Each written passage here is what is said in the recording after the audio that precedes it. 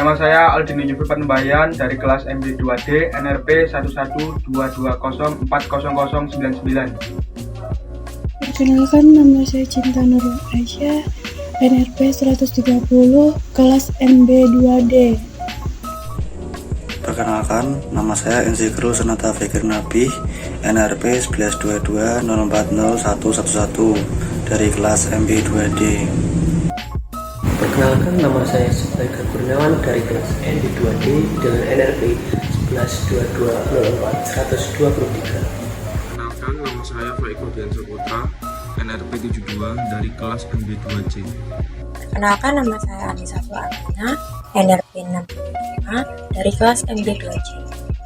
Halo, perkenalkan, nama saya Bidit Jamardiwanto, NRP 96 dari angkatan MB22.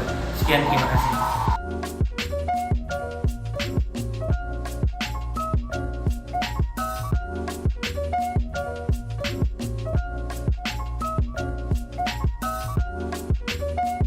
Riset pemasaran adalah sebuah proses yang perlu Anda lakukan sebelum memulai bisnis maupun usaha. Hal ini bertujuan untuk memperoleh data yang objektif dan akurat untuk selanjutnya dapat dilakukan acuan dalam membuat keputusan. Proses yang ada meliputi pengumpulan data, observasi, serta pengelolaan data yang ada pada objek penelitian di dunia pemasaran.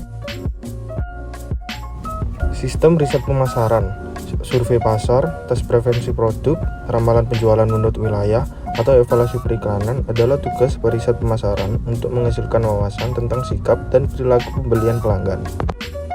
Proses riset pemasaran. Ada beberapa proses untuk melakukan riset pemasaran. 1. Tentukan masalah, alternatif keputusan, dan tujuan penelitian. 2. Kembangkan rencana penelitian. 3. Kumpulkan informasi. 4. Menganalisis informasi.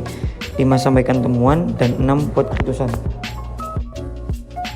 Fungsi riset pemasaran: mengevaluasi program yang telah dilakukan sebelumnya, memahami konsumen sebagai salah satu masukan, menyusun strategi pemasaran baru, mengidentifikasi masalah yang sering terjadi, pengendalian proses bisnis serta pemasaran yang sedang berjalan, dan mendapatkan sebuah informasi.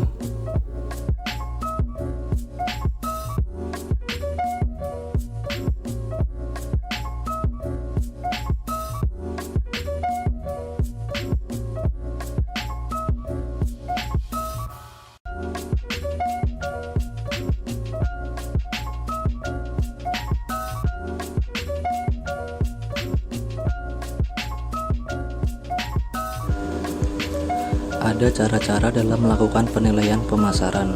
Yang pertama, menggunakan dashboard pemasaran, yaitu alat digital yang memuat berbagai indikator penilaian pemasaran. Ada juga yang mengartikan dashboard pemasaran sebagai alat pengukur dampak dari iklan online secara real time. Yang kedua yaitu matriks pemasaran, yaitu pengukuran terhadap hasil-hasil dari aktivitas pemasaran, atau biasa juga disebut dengan kinerja pemasaran. Pro dan kontra riset online.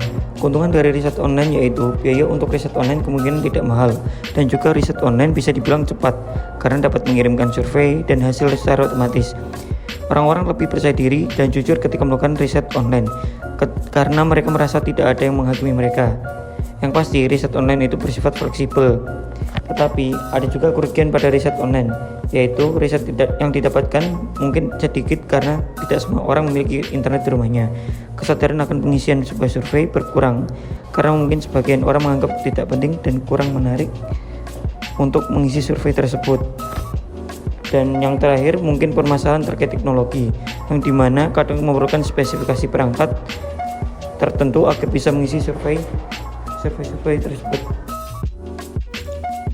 Apa jenis riset pemasaran yang terbaik? Banyak peneliti pasar memiliki pendekatan atau teknik penelitian favorit mereka.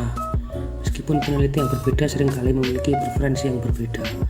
Beberapa peneliti berpendapat bahwa satu-satunya cara untuk benar-benar belajar tentang konsumen atau merek adalah melalui penelitian kualitatif. Yang lain berpendapat bahwa satu-satunya cara adalah menggunakan penelitian kuantitatif.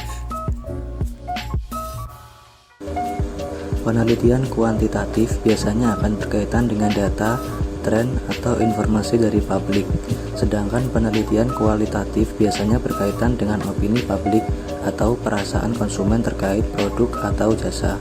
Beberapa metode yang sering digunakan pada riset kualitatif adalah wawancara, fokus grup, dan penelitian etnografi.